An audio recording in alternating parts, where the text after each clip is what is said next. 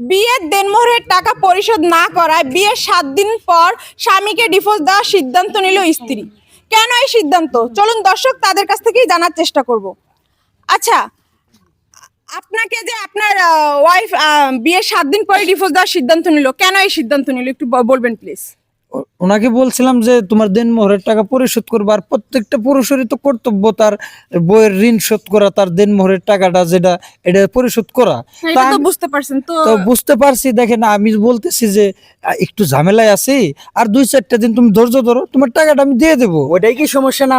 আর আওলা আর কোনো সমস্যা আছে? ওই সামান্য দেনমোহরের টাকার জন্য বউ চলে যায়, এটা মানে কেউ বিশ্বাস করবে না। যদি অন্য কোনো ঝামেলা থাকে তুই আমাকে ফাঁকে যা কো, কানে কানে কো। আরে না, কিসের ভিতরে কি বউ কয়? তো মুখ খুলে না ঠিক মতো, আমি বুঝতেছি না আসলে কি হয়েছে। আসলে আপনি কি বাসর ঘরে তাকে কথা দিয়েছিলেন যে দেনমোহরের টাকা তাকে পরিশোধ করে দিবেন, তো এখন পর্যন্ত দেন নাই, তাই তো?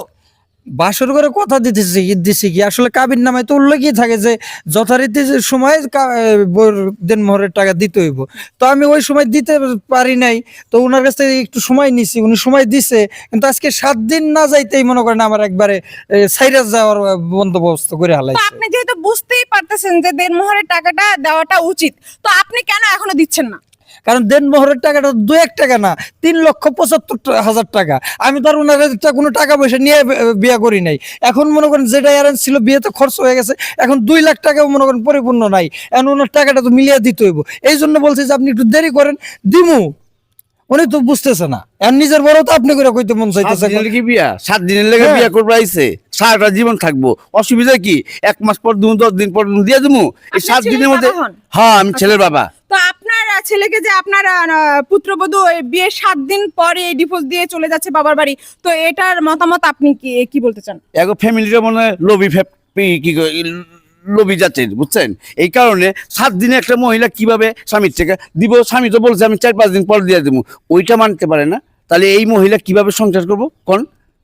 আচ্ছা দর্শক, আমরা একটু এই যে তার কাছে একটু জানার চেষ্টা করি আসলে এই সিদ্ধান্ত কেন নিয়েছে 7 দিন পর।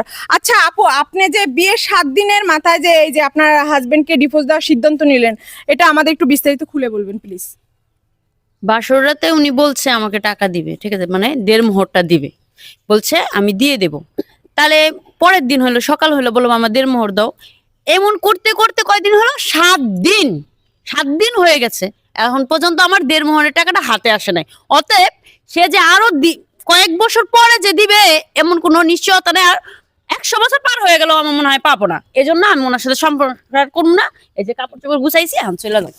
আপনি কোনো পক্ষে মানে কোনো ভাবেই এই বাড়িতে থাকার ইচ্ছুক না? না না না না, সে আমার দেড়মোহরের টাকাই এখন তুই শোধ করা পারে নাই, আর আমার ভরণ পোষণ কেমনে করবো আমি তো এটা বুঝাই পারছি। আপনার হাজবেন্ডের মতামত, সে তার কাছে টাকা নেই আপনাকে আর কিছুদিন সময় দেওয়ার জন্য? না, সে আমার পরিস্থিতি দিল কেন দিবে? বুঝায় কাম হবো না।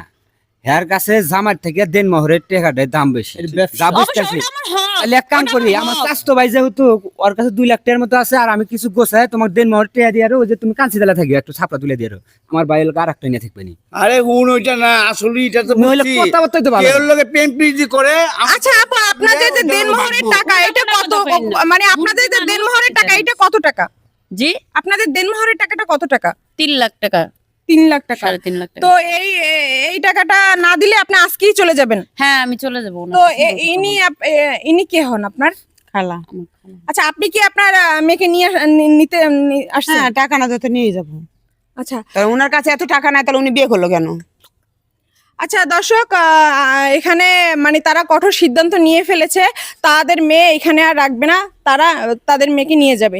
আসলে তাদের দেনমোহরের টাকাটাও 3 লাখ করছে, 3 লাখ প্লাস। আসলে দেনমোহরের টাকাটা পরিশোধ করাটাই উত্তম। তো এত বেশি দেনমোহর করাটা ধার্য করা উচিত নয়। আপনার সামর্থ্যে যতটুকু দরকার ততটুকুই দেনমোহর ধার্য করা উচিত।